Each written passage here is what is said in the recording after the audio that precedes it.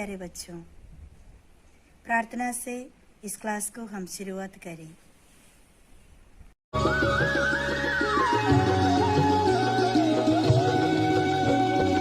ये पवित्र आत्मा आजा तू, तेरा मेरा कुछ नाता है जन्मों का, ये नाता है। ये पवित्र आत्मा आजा तू, तेरा मेरा कुछ नाता है जन्मों का, ये नाता है। ये पवित्र आत्मा आजा तू,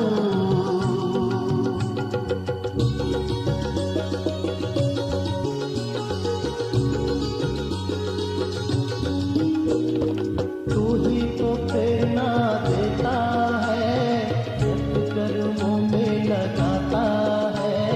तू ही तो प्रेरणा देता है, सत्कर्मों में लगाता है। तुझ बिन हम तो अधूरे हैं, तुझ बिन हम सब सूने हैं। हे पवित्र आत्मा आजा तू, तेरा मेरा कुछ नाता है जन्मों का, ये नाता है। हे पवित्र आत्मा आजा तू। आज के पाठ में हम क्षमा के विषय में सीखेंगे। बच्चों, हमारे समाज में, परिवारों में, समूह में हमेशा वाद विवाद होते हुए देखते हैं और यह वाद विवाद सुलझने की जगह वो दिन में दिन बढ़ते जाते हैं। इसी कारण हमारा समाज, परिवार, समूह आपस में मेल मिलाप नहीं रख पाते। लेकिन आज के इस पाठ में ईसा के सिखाए हुए क्षमा के विषय में आज मनन चिंतन करेंगे। ईसा ने हमें क्षमा करना सिखाया। बच्चों, हम ईसाई होने के कारण हमारा सर्वप्रथम कर्तव्य दूसरों का क्षमा करना है। क्षमा के बिना ईसाई जीवन अधूरा रहता है। आओ हम इसे पाठ के माध्यम से देखें। पाठ 9। ईसा ने क्षमा करना सिखाया। कठोर पीड़ा सहते हुए ईसा ने हमें एक अनमोल आदर्श दिया। उन्हें इतनी क्रूरता से जिन लोगों ने सताया था, उनके लिए ईसा पिता के पास मध्यस्थ बने। क्रूस पर ईसा ने यह प्रार्थना की, पिता इन्हें क्षमा कर, क्योंकि ये नहीं जानते कि ये क्या कर रहे हैं। उन्होंने ईसा को कोड़ लगाए, कांटों का मुकुट पहनाया, क्रूस पर ठोक दिया। फिर ये प्रभु की हंसी उड़ाते रहे। उन्हीं द्रोहियों को ईसा ने क्षमा किया, उन्हीं के लिए प्रार्थना की। इस प्रकार शत्रुओं को भी प्रेम करने की महान आदर्श ईसा हमें दे दी। नई शिक्षा। ईसा के समय तक यही नियम था, आंख के बदले आंख, दांत के बदले दांत। परंतु ईसा ने इसको बदला। ईसा ने सिखाया, यदि कोई तुम्हारे दाहिने गाल पर थप्पड़ मारे तो दूसरा भी उसके सामने कर दो, और यदि कोई तुम्हें आधा कोस बेघर में ले जाए तो उसके साथ कोस पर चले जाओ।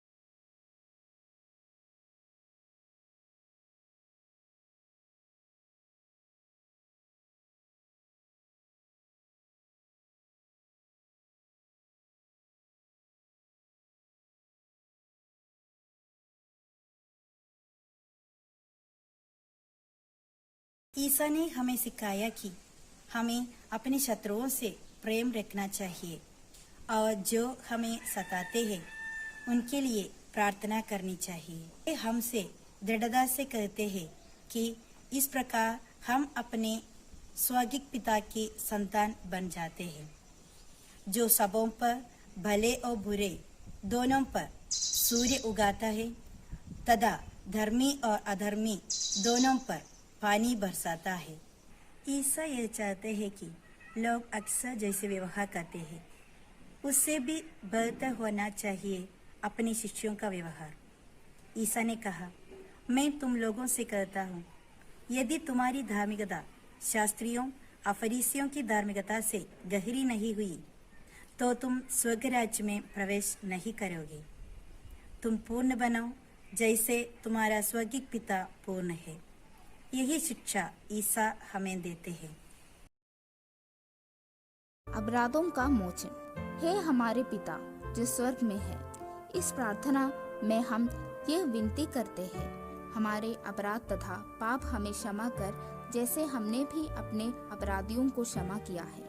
हमारे बहुतेरे पापों की माफी ईश्वर से हम चाहते हैं, मांगते हैं, तो हमें चाहिए कि पहले हम उन लोगों को क्षमा करें जिन्होंने हमारे विरुद्ध अपराध किया है।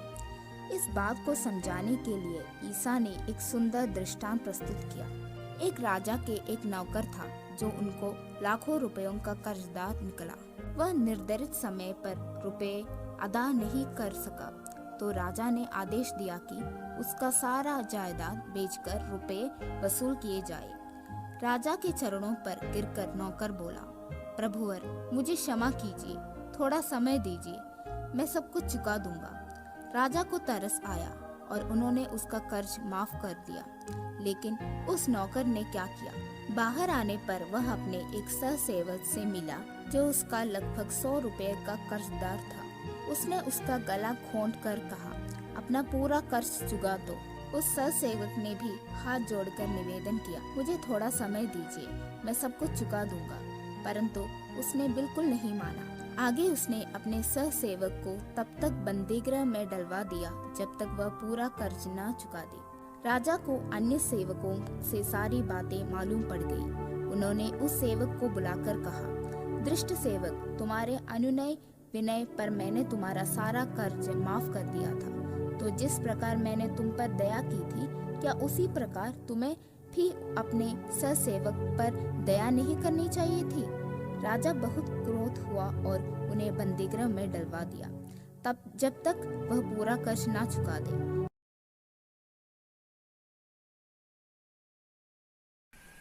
यह दृष्टांत सुनाने के बाद ईसा ने खुले रूप से बताया, यदि तुम में हर एक अपने भाई को पूरे हृदय से क्षमा नहीं करेगा तो मेरा स्वर्गीय पिता भी तुम्हारे साथ ऐसा ही करेगा।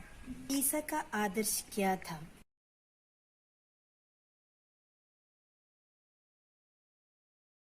ईसा ने न केवल क्षमा करना सिखाया परंतु स्वयं ही क्षमा करते हुए हमें आदर्श दिखाया। शास्त्री और फरीसी लगातार ईसा की आलोचना करते और उन पर दोष लगाते थे, लेकिन प्रभु उनके साथ सहिष्णुतापूर्ण व्यवहार करते थे। उन्होंने दयापूर्वक सबको पाप क्षमा प्रदान की। यूदस चुंबन देकर प्रभु के साथ विश्वासघात करने आया। ईसा ने उसे मित्र पुकारा। पतरस ने 3 बार ईसा का तिरस्कार किया। प्रभु ने उसे कलीसिया का शीर्ष बनाया। जिन्होंने निष्ठुर रूप से उन्हें क्रूस पर चढ़ाया, उन लोगों को ईसा ने पूर्ण रूप से क्षमा किया और उनके लिए प्रार्थना की।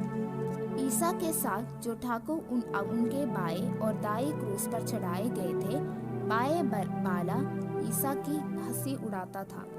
तब दाएं वाले ने उसे डांटा और ईसा से विनती की, ईसा, जब आप अपने राज्य में आएंगे तो मुझे याद कीजिएगा। ईसा ने उसके सब पापों को क्षमा कर यह वादा किया, तुम आज ही परलोक में मेरे साथ होगा।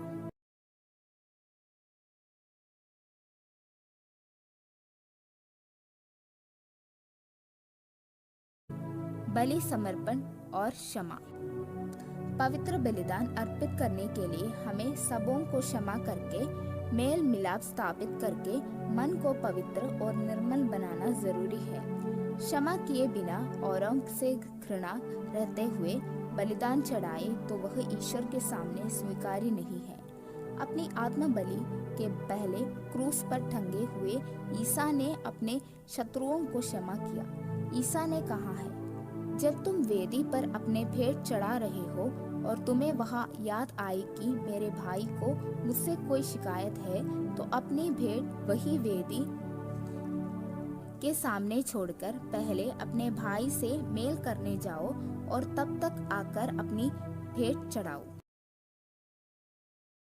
इसलिए हमें पवित्र बलिदान के आरंभ में ही अपने मन की जांच करके देखना चाहिए।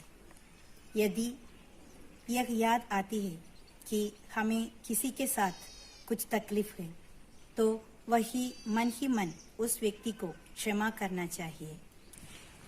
इस प्रकार निर्मल मन से हम पवित्र बलिदान आरंभ करें।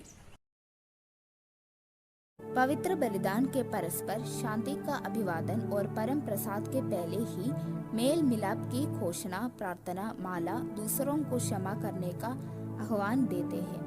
आपस में शांति का अभिवादन करने का तात्पर्य यह है कि हम किसी के साथ द्वेष नहीं रहते हैं। घोषणा, प्रार्थना माला में हम इस कृपा के लिए निवेदन करते हैं कि हम अपने अंतःकरण को मन मुटाव और कलह से शुद्ध करके तथा आत्माओं को क्रोध और बैर से मुक्त करने बलिदान अर्पित कर सके। संत पौलुस हमें यह उपदेश देते हैं, आप एक दूसरे को क्षमा करें, जैसे प्रभु ने आप लोगों को क्षमा कर दिया। ईसा की शिक्षा और आदर्श के अनुसार हम क्षमाशील बन जाएं। हम प्रार्थना करें। हे प्रभु, क्रूस पर कठोर पीड़ाएं सहते हुए भी आपने अपने सताने वाले के लिए प्रार्थना की। बुराई को भलाई से जीतने की शक्ति हमें प्रदान कीजिए।